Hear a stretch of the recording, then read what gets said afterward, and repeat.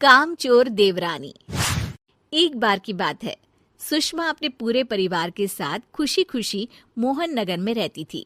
उसकी 2 बहुएं थी, पल्लवी और शिवानी। एक दिन दोनों बहुएं रसोई में काम कर रही होती है कि तभी उनकी सास सुषमा उन्हें बुलाती है। अरे बहू, जरा इधर तो आना। शिवानी, जरा जाकर देखना सासू माँ क्या कह रही हैं। दीदी आप ही देख लो ना जाकर, आपको भी तो सुनाई दे रहा है। अरे मैं आटा गूंद रही हूँ ना, तुम चली जाओ। हाँ तो मैं भी तो सब्जी काट रही हूँ ना दीदी। अरे बहू, जल्दी आओ। ओह, ये तो जाएगी नहीं। मैं ही जाकर देखती हूँ कि क्या करना है। पल्लवी सुषमा के कमरे में जाती है। जी मम्मी जी, क्या हुआ? शाम को घर पर कुछ मेहमान आने वाले हैं, तो तुम अच्छा सा खाना बना लेना बहू। ठीक है मम्मी जी, आप बता दीजिए क्या क्या बनाना है और कितने लोग आ रहे हैं। सुनील की मौसी जी और उनका पूरा परिवार आ रहा है। कुल मिलाकर 3 लोग और हमें मिलाकर हुए 9 लोग। तो अभी से ही तैयारी करना शुरू कर दो। और हाँ, घर की सफाई भी कर देना, हाँ, अच्छे से। जी मम्मी जी, सब काम हो जाएगा, आप चिंता मत कीजिए। पल्लवी शिवानी को घर में मेहमान आने वाले हैं इसके बारे में बताती है। क्या 9 लोगों का खाना बनाना होगा, घर की सफाई करनी है? बाप रे, सासू माँ ने तो हमें घर की नौकरानी ही समझ कर रखा है। ऐसा नहीं बोलते शिवानी, हम इस घर की बहू हैं और घर के काम करना हमारा फर्ज है। दीदी तो है ही सासू माँ की चमची, जब देखो सासू माँ सासू माँ।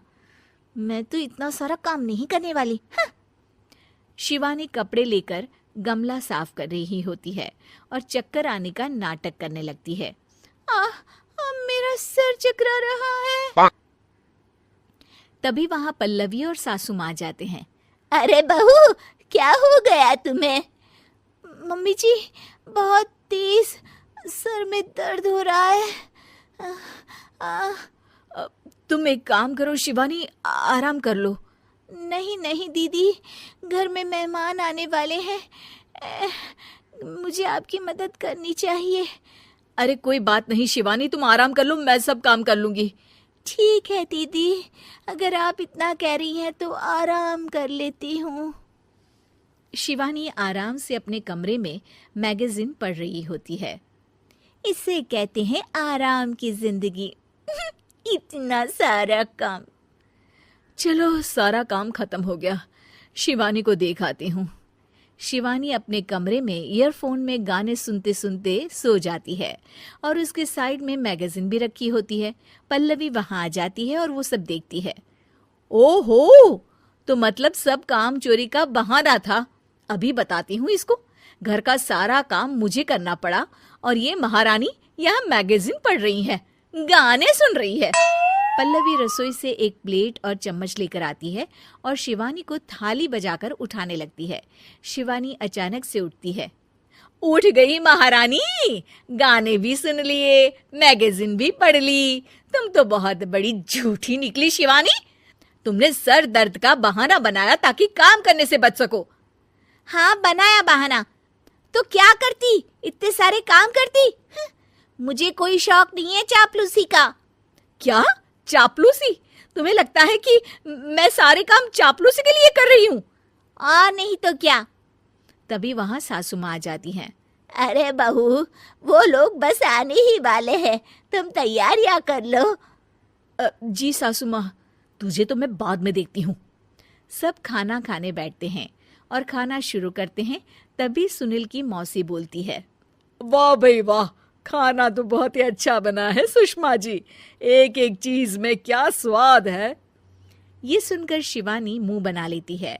उसे अपनी जेठानी की इतनी तारीफ रास नहीं आती।